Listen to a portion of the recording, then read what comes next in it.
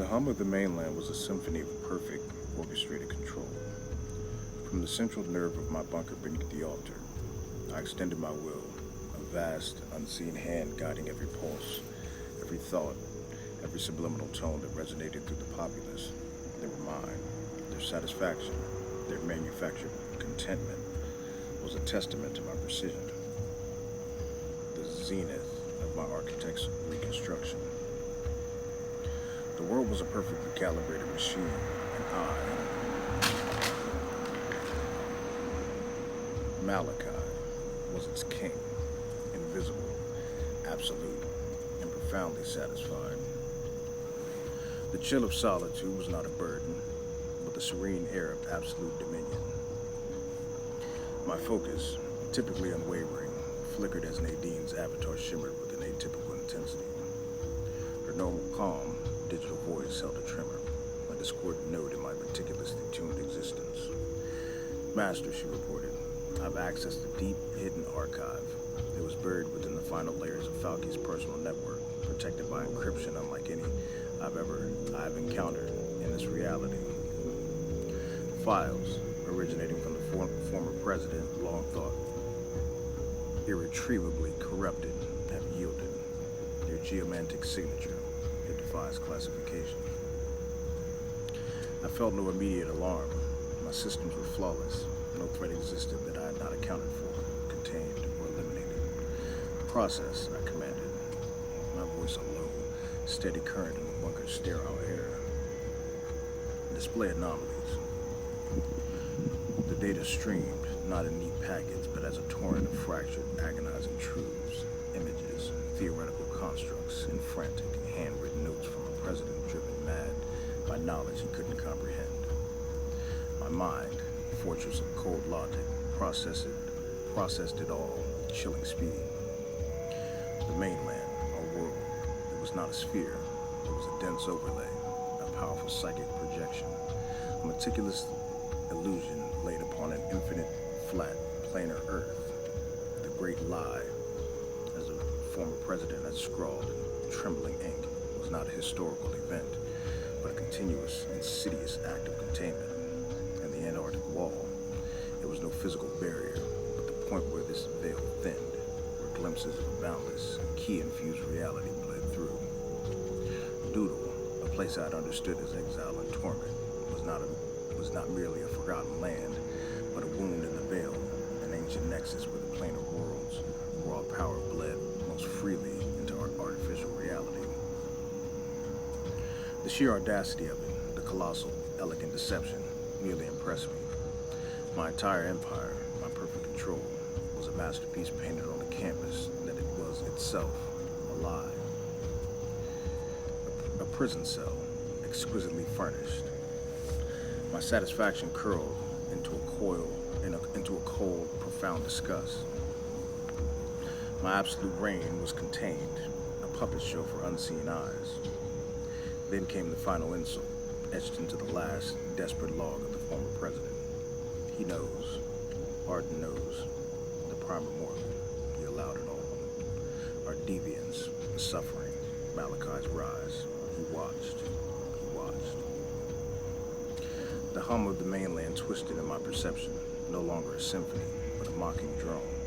Arden, the Prime Immortal, the architect of the true world's harmony. He had been aware of Faulki's corrupt machinations, of my meticulous rise to absolute power, of every single subliminal tone I had woven into the consciousness of this false reality. My perceived triumph, my utter dominion, had merely been a data point in this celestial ledger, a controlled experiment, a morbid observation. My fury was not a fiery explosion, but a glacial shift, a recalculation of all known variables, humiliation. It was the only emotion that could pierce my carefully constructed solitude, and it crystallized into an ambition that dwarfed all previous desires. My quest, born in that moment, was for immortality, and a power equal to this insufferable, all-knowing God. As the raw data poured through Nadine's core, the very walls of the bunker beneath the altar began to shudder.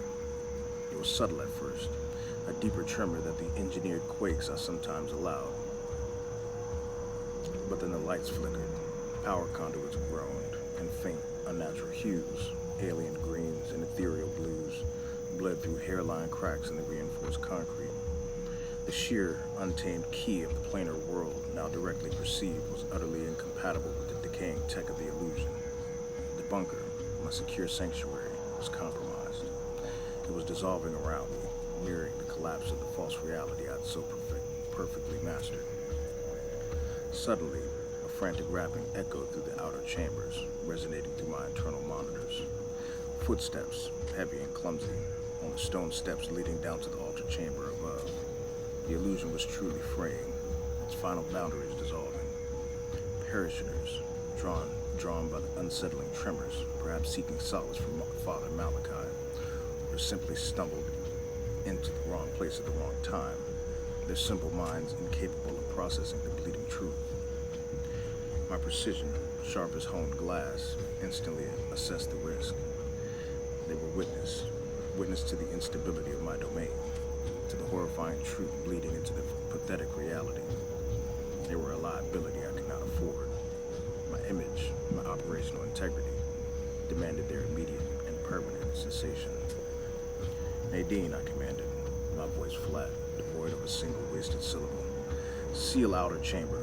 Redirect all redundant energy conduits to primary incineration array. Confirm biosignature neutralization. A single muffled scream pierced the bunker's decaying silence, quickly followed by the dull hydraulic hiss of a heavy door ceiling. Then, a sickening wet crackle as the incineration array activated, consuming flesh and bone in a blast of redirected energy. No remorse, no hesitation. The eradication was a calculated necessity, a final, cold act of Father Malachi, cementing his ultimate detachment from the faith he had once so meticulously manipulated. The old life with its fragile illusions and vulnerable followers was shed. Vargo, I transmitted, a silent command cutting through his dedicated comm link. Operation Cleanse. The bunker is compromised. Contingency Protocol Gamma 7. Immediate and total destruction. No trace. His affirmative was clipped, emotionless, a reflection of my own will. Vargo, my loyal architect of destruction, would ensure the bunker beneath the altar was reduced to an unremarkable crater, sealing the tomb of my own life and any remaining secrets. Nadine, locate Faulki's most secluded warehouses, prioritize facilities containing advanced propulsion or anti-gravity schematics, initiate covert shuttle operation, maximum discretion. Her avatar shimmered, a complex calculation unfolding in milliseconds.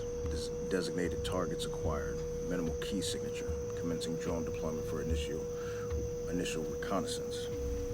My old world was dissolving, but my ambition was not. It was sharpening, expanding. The anti-gravity technology, salvaged from Faulki's paranoid stockpiles, would be my means of transport. My first step onto the boundless planar world. Nadine's drones, repurposed from their mundane tasks of surveillance and supply, would now act as silent couriers, extracting vital components from the crumbling remnants of my mainland, ferrying them to a new, more suitable stage. From my control chair, I watched the holographic projection shift, the image of the mainland slowly distorted, its familiar geography fracturing, revealing glimpses of sprawling, alien continents beneath. My gaze drifted to the corner of the room, to the small, nondescript apartment chest I had so carefully kept hidden, a relic of a smaller game, a reminder of vulnerabilities I no longer possessed. My fingers, steady and precise, traced its outlines in the air, its context amidst of old world currency, obscure data chips, and a single, ancient, ornate lockpicking set. Instruments of human scale control were now utterly irrelevant. I had no need for such trinkets. My focus was elsewhere, on the boundless expanse, on the true power of Key, on Arden. With a final detached thought, I sent the command to Nadine. Discard the chest, irrelevant. The projection of the small apartment, my last vestige of mundane existence, winked out. My immediate surroundings began to hum with the low thrum of the retrieved anti-gravity shuttle, waiting for my command. Through the reinforced viewport, the night sky of my dying world seemed to stretch endlessly, Beyond it, I now perceived the true, infinite vastness of the planar Earth.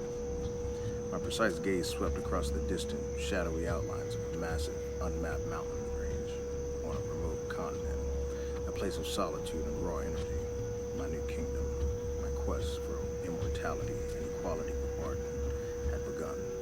I felt no fear, only a cold, exhilarating anticipation. The game had merely changed scale. The king was dead,